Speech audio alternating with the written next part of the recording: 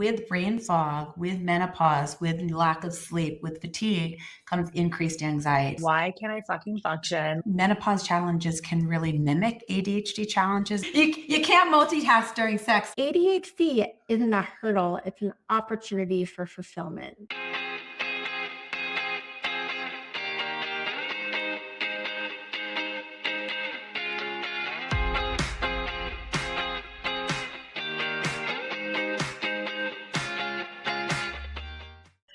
Hi, everyone. Welcome to the Hot Flash Health Podcast, where we're dishing out unfiltered truths about menopause with a side of sass and a sprinkle of crass. Get ready to dive into the wild world of hot flashes, mood swings, and all the other joys of being a queenager. No, this ain't your grandma's pot. We're here to chat about our bodies, passions, fears, and desires while navigating the roller coaster ride of menopause. So grab a glass of wine or water, kick back, and let's ride this hot flash wave together. I'm Courtney Mamusha, and alongside me is my fabulous co-host, Dawn Fable. We're just two outspoken gals who aren't afraid to say it like it is. And because menopause is just another chapter of life, we want to help you write it your way. Now let's kick off today's episode. Dawn, why don't you go ahead and introduce today's amazing guest? All right, Hot Flash fam, buckle up because today we are bringing you a guest who's about to shake things up in the best way.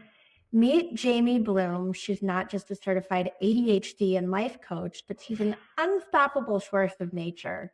Jamie is the ADHD whisperer you never know you needed, and goodness knows I need it.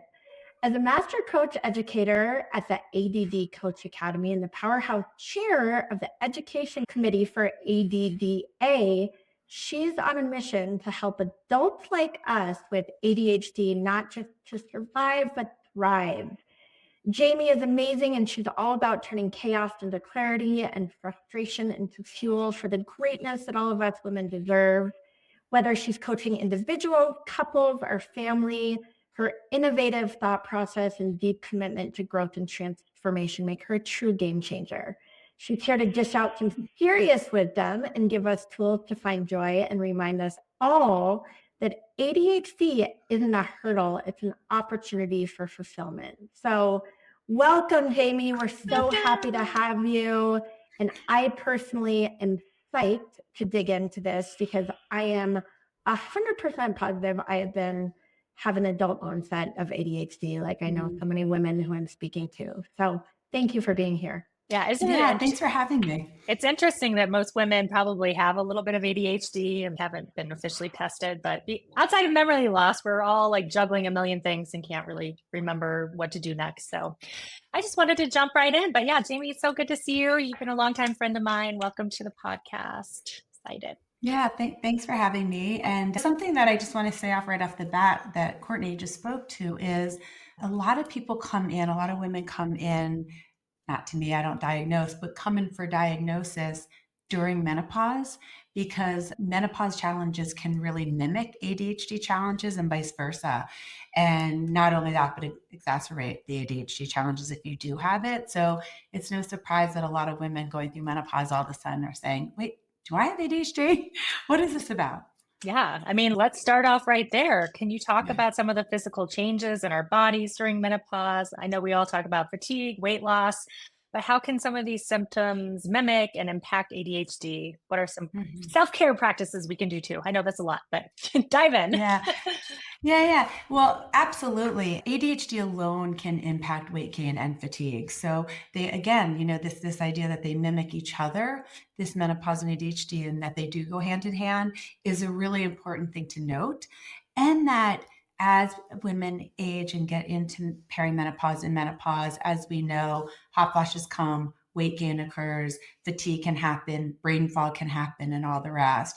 But it's important to note that people with ADHD can be up to 70% more likely to have problems with weight gain, problems with obesity. So they're already starting menopause in a situation of higher weight. And so when they're reaching menopause, it can be an even bigger challenge.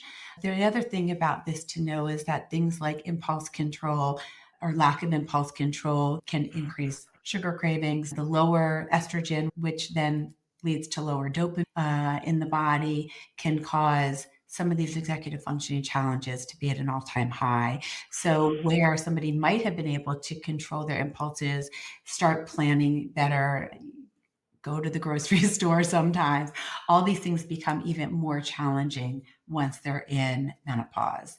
These challenges that people had before, all of a sudden they're looking up and saying, what the heck is going on? Why can't I get any of this under control? And then if you think about the fatigue and sleep, things like boredom, which is really a big factor with ADHD, can look like fatigue. People, as they enter into menopause, can have issues with sleep disturbances.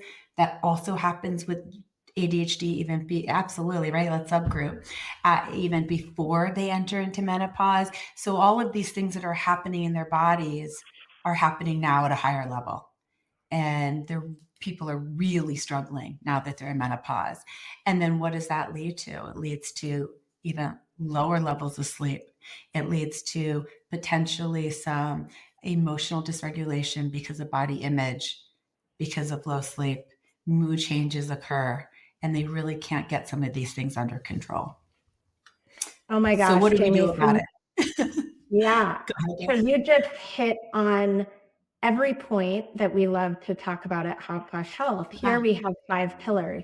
We have our physical pillar, our hormonal pillar, our mental health pillar, our sexual pillar, and then our spiritual pillar.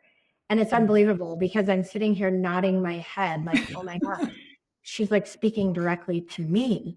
With menopause, obviously there's huge hormonal shifts that are happening, and they're no joke.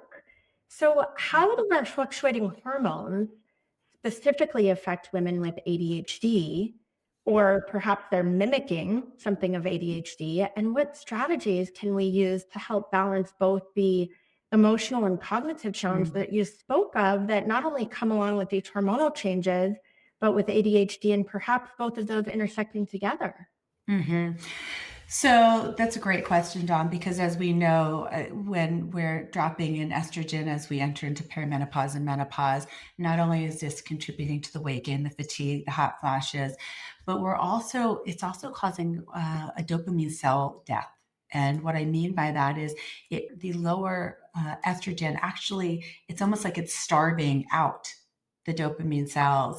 And so we actually have lower of them. And as we know, ADHD can be a big challenge of lower levels of dopamine in the body, which why dopamine is so important when we talk about challenges with ADHD is it's really what is it's the reward center in our brain. So it tells us things like when we're full. It tells us it causes people to have people who have ADHD are seeking dopamine. So what do? They are looking for ways to increase that dopamine level through sometimes unhealthy habits, through, you talk about sex, through porn, through hypersexual activity. And when we talk about eating, overeating. And looking for, and typically that's the sugary junk foods that they're seeking because that's going to give them a bigger dopamine rush.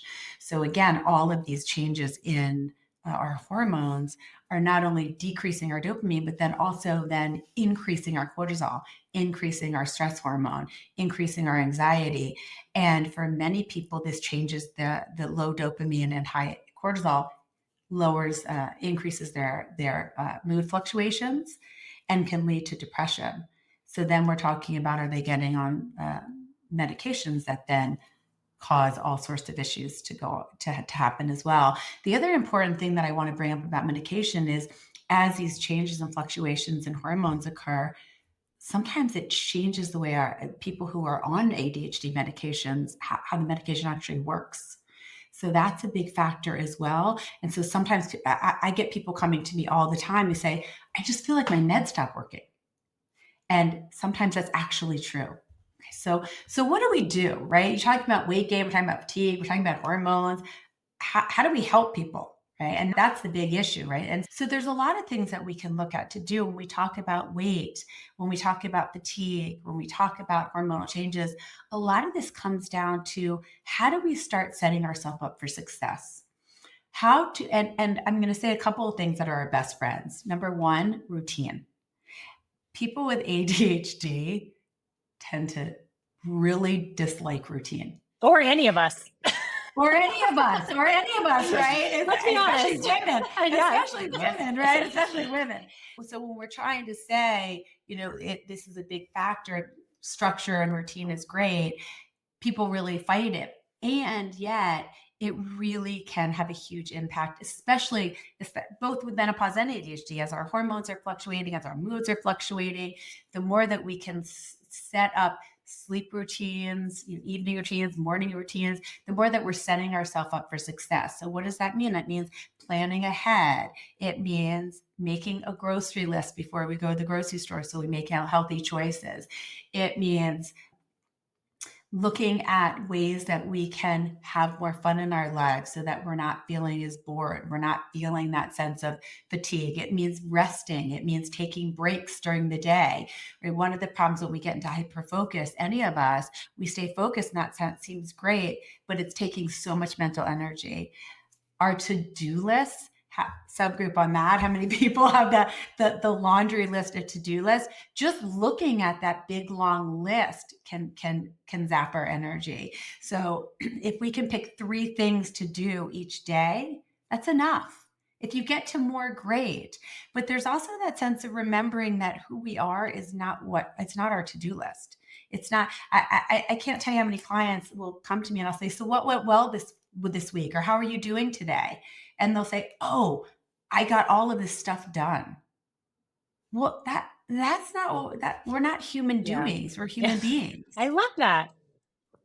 So, so things like that, the more that we can start creating some semblance of working with our changes, working with our cognitive abilities, and with this decreased executive functioning, right? Being able to plan, prioritize, know what we need to do, have a task, follow it through and get it done. Sometimes we really need to break that down. Sometimes we need someone to help us. Sometimes we need support. We need a body double. So all of these things can help us with that cognitive load and that cognitive brain fog that sometimes we all get in menopause. Isn't it interesting, just really quickly, isn't it interesting that, as middle school, as we are mothers of, I know Courtney and myself, a middle school child approaching high school, we're trying to help our children embrace this executive functioning, right? And sort of navigate through changing classes and having more autonomy, yet we are losing our own executive functioning. Like that to me is just crazy. And so then we talk about how we're going to model that, right? And it is just like just like when you talk about helping middle schoolers or at any age, really, anytime that kids going off to college, kids transitioning from college into work life, all of those phases demand a lot of more executive functioning. And so the more that we can pause and pay attention to what we're doing, pay attention to what we're paying attention to, right? Because where we place our attention is where we place our energy. And so if we're just going in 50 million directions, well, then our executive function isn't going to go well, especially during perimenopause and menopause. Yeah, I think, I've been having a lot of challenges with this personally. And I think, Jamie, you and I have talked, like the loss of my parents, and I've talked to my therapist, and she brought up something that a lot of us are in this freeze mode, which I just learned about. And it's actually really saved me because I was like, why can't I fucking function? Like, I can't get anything done on my list. Like, I make a to-do list of 10 things a day. And then I'm like, Monday, Tuesday, Wednesday, Thursday. And it becomes super overwhelming. And I love what you said about we're not human doers, we're human beings. And I think we all need to give ourselves a little bit of grace, because if I get one thing done a day and today and maybe do 5 tomorrow, like, that's great. Like, we're so hard on ourselves. And I just wanted to really thank you for bringing that point up. Like, it's great to have to-do lists, but don't get overwhelmed, and like do what you can do, because I've really been struggling with that a lot. So thank you. Well, and there's a couple of things, Courtney, to think about when we're talking about the to-do list, because I feel like that's topic of so much conversation. I think every client that comes to me wants to figure out a way to do their to-do list, right? Number one, I really mean it. Break it down. When you look at that 10 things, the brain immediately shuts down. It goes into overwhelm. So really, truly, maybe have an ongoing running list of all the things you need to do, but pick 1 to 3 things on a sticky note or in your calendar or whatever, and that's it. And then have some forgiveness. Have some forgiveness for yourself. If you don't get it done, it's okay. It's okay that we don't finish our to-do list, right? You pick the one thing that has to get done that day, and that's it. And the other thing is that I find so many of us tend to go into that negativity spiral then. All the things we're not doing, all the things we aren't, right? Not just what we're not doing, but that we aren't, especially those of us who are caring for our elder parents, or those of us who are transitioning our children out of the home and becoming empty nesters. So wherever we are in life, it's that sense of I'm not enough, I'm not good enough, I'm not doing enough. And how can we have some appreciation for all the things we are doing? How can we really start looking at ourselves and saying, I'm pretty awesome, right? I'm doing all these great things. What went well today? What went well this week? What went well this month? And what role did I have in doing those things? Because so many times we're on to the next, on to the next. Oh yeah, I did that, we're on to the next. But we don't celebrate the little wins. We just beat ourselves up for the losses or for what we call failures. So how can we really step into more of that positive mindset? I think that's really powerful. So powerful. I mean, Hot Flash Health, we're super happy to have you here about Good Morning America. Where is this woman on the Today Show and Good Morning America? Jamie, people need you Yeah. in their back pocket. I mean, I'm really struggling personally with brain fog, and knowing that both menopause and ADHD already make focus such a challenge, and then you throw this brain fog into the mix.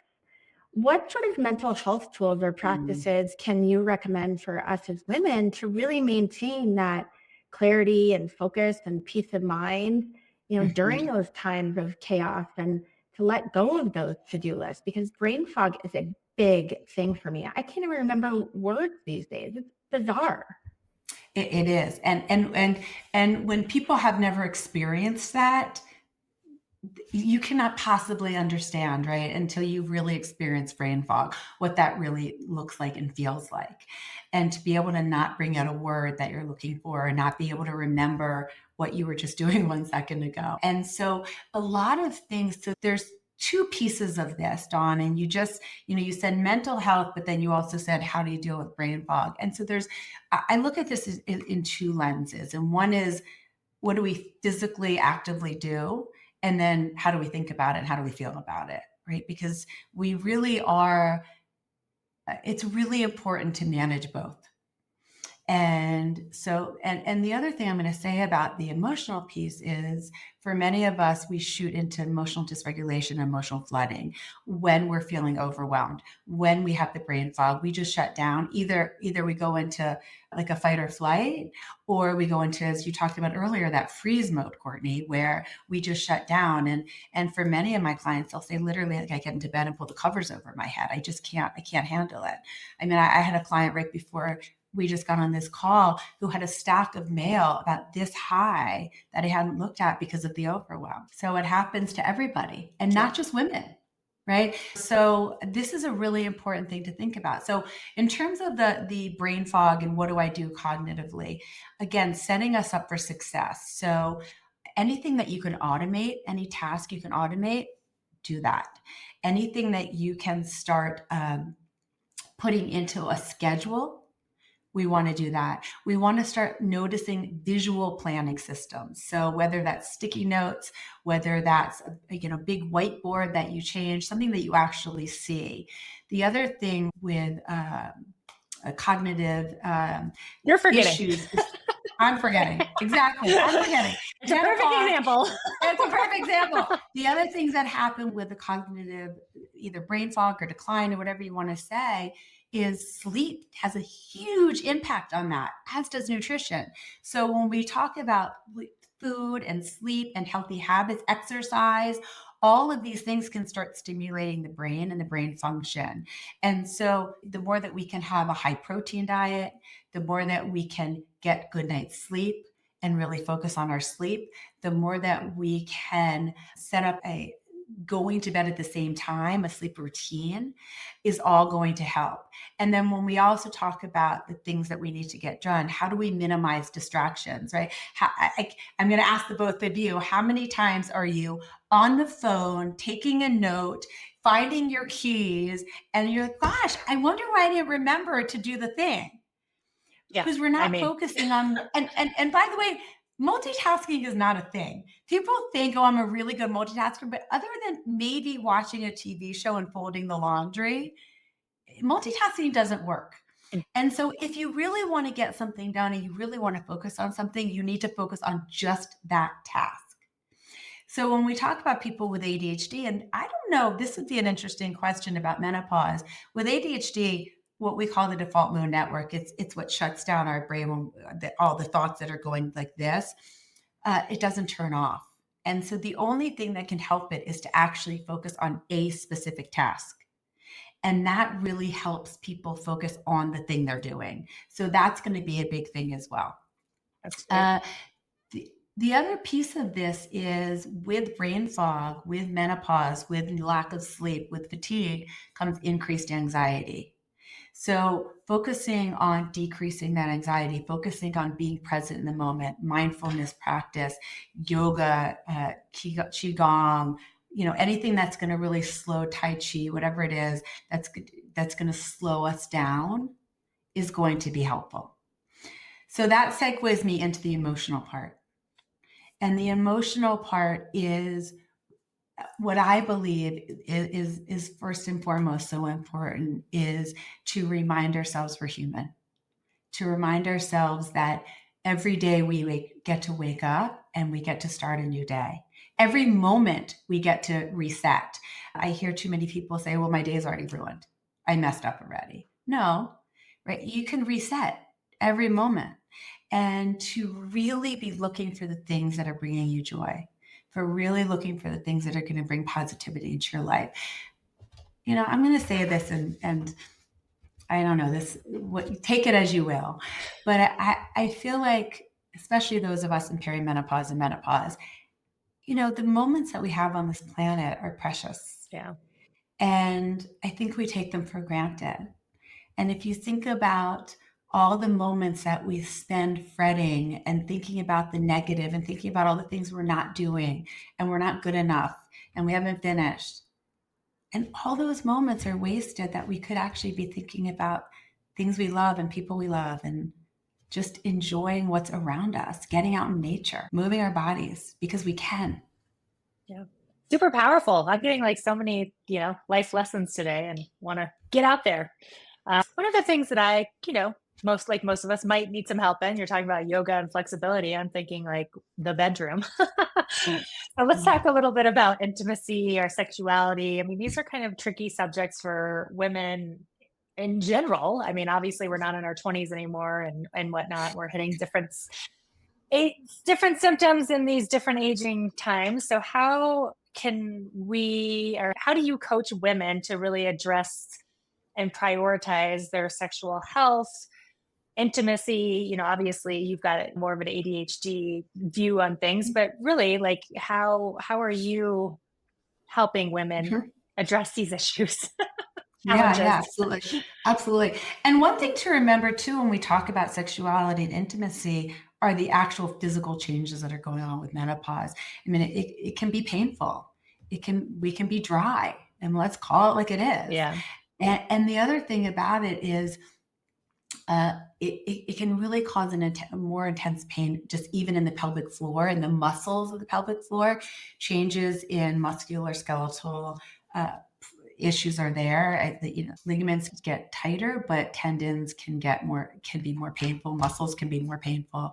So that's a real factor that we can't overlook, because if we're just saying, oh, get out there and have more sex, yeah, except that it flipping hurts, right? So in that sense, I would say really be using products, talking to your doctor, if you believe in hormone therapy, whatever it is, to help just the physical part of that is really important and cannot be overlooked. Yeah. Once we get through that piece, then it's really about how to embrace yourself and your sexuality. And you talk about brain fog, Dawn, and sometimes I think that people are so flustered in menopause. The working memory is not as good. Their focus isn't as crisp. They're just trying to get through their day, that your sex is not on your mind. It's not the first thing on your mind. And it's not, sometimes it's part of the to-do list. So number one, how do we get it right? How do we take it out of there? Yeah. Exactly. Right. And then it is a thing. It's like, okay, well, I got 5 minutes, right? We got to do it now, or plenty of time. I got to get the kids to school. So, so again, how do we take it off the to-do list, and how do we make it a priority? And how do we make our womanhood a priority? How do we learn what our bodies want? How do we learn how to pleasure ourselves so that we know how to ask our partners for what we want? How do we embrace our new body image? How do we embrace our all of it, the physical, the mental, the emotional, spiritual, everything that you talked about, Dawn? How do we embrace all of these changes in ourselves? How can we look at sex as part of our fun, as part of our exercise, as part of our release, as opposed to yet another thing on our plate to do? And I think that's so important, to really think about sex in a different way, think about intimacy. And if sex, not everybody loves the sex part. So how do you get intimacy? How do you just cuddle more? How do you hold hands more? How do you just have that touch be a part of your intimacy? So it doesn't necessarily have to just be sex for sex, but it can be just getting more in tune with another human being and another person. Woo, woman. And staying present, being in the moment when you're sharing that intimacy, or with your partner or whatever. With all of this stuff that's going on in our brains and our bodies and all of that, it's like, how do you focus on that at the very moment versus, what's going on my Instagram, or, oh my gosh, I forgot to order my kids' soccer shorts, or whatever that may be, because there's certainly a ticker in my head that's going on regardless of whether I'm having sex or I'm going to the bathroom or whatever it may be. So, that brings up a good point, and that goes back to that multitasking, right? You can't multitask during sex, Dawn.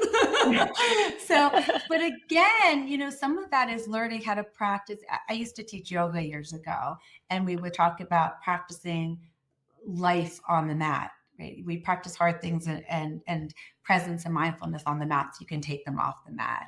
And I think about that even here. What kind of things can you do to start really practicing presence, start really practicing staying in tune with what's right in front of you? And a great way to do that is literally to take a walk outside with no music, with no nothing, and focus on each thing that you're seeing, focusing on the sounds you're hearing, focusing on the way your body's moving and feeling, so that you can just start tapping into ways to find presence, that you can do it in all ways. So it's not just with intimacy, it's also when your kid comes home and wants to tell you about a project for school, and you're also typing and making dinner and doing all the things. So how do we be present in general? And especially in the bedroom. And how can you take out all the distractions? I'm not telling everybody to remove a TV from their bedroom, but how can you really take out the screens, the Instagrams, the even sometimes a book? How do you take all that out and have it just be about the bedroom? Yeah. Well, we were joking before, and I have to throw this out there, Court, because you look like one big, beautiful vagina for labia today with your... You're welcome. And so really just being, aside from you, sex for sure tonight. So you wear that in bed? He won't know which way to go. That's hilarious. The other thing is too, and I keep coming back to this idea of sex, nutrition, exercise, healthy habits. But if you think about if you're getting into bed every night and you're exhausted, You don't want to have sex. If you're not eating well and you're eating junk food all day, and so you're even more brain foggy and more distracted and you don't feel good about your body, you don't want to have sex. You bring up a good point, and you've provided so many tips and resources around what we can do with someone who struggles with ADHD, or perhaps it's brain fog and their hormonal shift, or again, maybe it's a intersection of both of them. Are there certain things that you can do with diet and nutrition to really improve symptoms from either ADHD and or brain fog? And if so, what are they? Absolutely. For all of it, I would say incorporating more protein into every meal just helps. It helps brain function. It helps slow down the metabolism. It increase the metabolism, slow down the cravings, makes you feel fuller, more completely. Healthy fats are always going to be great for ADHD and for menopause. Increasing omega-3s so that the cold fatty fish, things like that, are going to be really important. But also things like zinc can help regulate dopamine. Magnesium can help calm the brain and it's used to make neurotransmitters like dopamine. So, even things like that are going to be really important to start incorporating into your diet. Clearly avoiding high sugar processed foods, which causes inflammation. And inflammation in the gut causes inflammation in the brain. So anything that we're eating, if we're eating a really high sugary, high fast food, high processed diet, is going to lead to more brain fog. It's going to lead potentially to more anxiety. It could potentially lead to more depression. Things like that, the allergen type foods can also wreak havoc in the body and the brain. So things like gluten, wheat, corn, just typical type allergy producing foods are going to cause more inflammation and lead to that mental instability, both emotionally and cognitively. So just things to think about like that. And then how are we eating? Are we not eating all day and just trying to get it all in at night? Are we late night snacking? Are we eating 3 meals a day? The other thing about food, and right before we got on this call, we were just talking about intuitive mindful eating. So I do want to put in a plug for sitting at the table, making your plate beautiful. Because we think about how often, especially if we have kids in the house or we're running, if we're working, for me, I'm working a lot, so standing at the counter eating is not going to be satisfying. Watching TV or scrolling, you don't notice that you're full. And so you just being able to sit down and really appreciate the meal that you're eating, having gratitude for the food on your plate, for all the things that had to happen for you to eat that, to notice the colors, the smells, can be really beneficial in not only the satisfaction, but also having that sense of gratitude and for getting the nutrition into your body. Makes a lot of sense. We're talking about, you're addressing all the things that we all need in our lives every day. And a lot of this, I think, does kind of orbit around self-care because we're feeling overwhelmed on how to fit in. If we have ADHD or just any time management issues, like we've talked about, it's hard. And I feel like, again, menopause is zapping the energy within us and trying to, get through the day. So what are some easy, sustainable self-care practices that you might recommend to, keep in touch with that mind, body, spirit? Yeah, I would say one of the big things is community and connection. And I think when we're all so busy and going in a lot of different directions, we tend to forget that. Having that girl time, having people to talk to say, oh my gosh, I was up all night with hot flashes. How about you? It not only normalizes it, but it creates that sense of connection and community and humor. In this, you all Shocking. That's what Dawn and I are doing. Exactly. But it really can help and it really can make a difference to just not take life so seriously. We all have challenges, but it doesn't have to take us down. And so that's two things. The other is self-care. Again, I'm not going to beat a dead horse, but the idea of healthy eating, of mindfulness, of presence, of moving your body is so big. Getting out in nature. I think people underestimate the power of just putting your feet on the ground, of just looking at trees. I have something that I do in between I tend to go back to back with clients, but I take 5 minutes in between every client and I walk outside and I just stand outside and breathe. So taking that, just a deep, huge belly breath, that alone can be supportive. And I'll never forget, I had one client, you can tell me to do anything else, but don't tell me to breathe. I thought, okay, noted, duly noted. But it does make a difference, right? So again, finding that those moments of joy, keeping a gratitude journal. So anything that's going to start decreasing the negative and increasing the positive is going to help our mental health. And not getting so hung up on all of the stuff. So our body is changing. Let's embrace it. So we're having kind of a tough day today. Okay. We can accept that. It doesn't mean we like it, but we can accept the emotion and let it go. And I think some of us feel like we have to hold on to it so tight.